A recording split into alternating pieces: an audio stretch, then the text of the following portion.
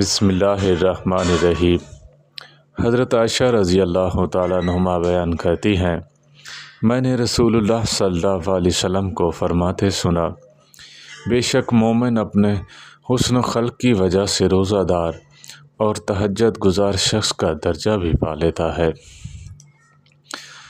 حضرت ابو ذر رضی اللہ تعالیٰ عنہ سے روایت ہے، انہوں نے فرمایا، رسول اللہ صلی اللہ علیہ وسلم کو میں نے فرماتے ہوئے سنا، جس نے کسی ایسی چیز کا دعویٰ کیا جو کہ اس کی نہیں ہے، وہ اپنا ٹھکانہ جہنم میں بنا لے۔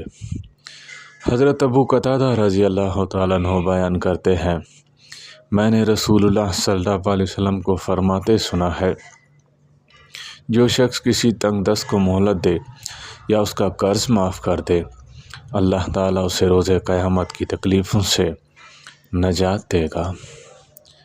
حضرت ابو مسعود رضی اللہ تعالیٰ عنہ بیان کرتے ہیں، رسول اللہ صلی اللہ علیہ وسلم نے فرمایا، جب مسلمان اللہ کی رضا اور حصول ثواب کی نیت سے اپنے اہل و عیال پر خرچ کرتا ہے تو وہ اس کے لیے صدقہ ہے۔ اللہ تعالیٰ ہم سب کو عمل کرنے کی توفیق عطا فرمائے۔ وآخر دعوانا ان الحمد للہ رب العالمین۔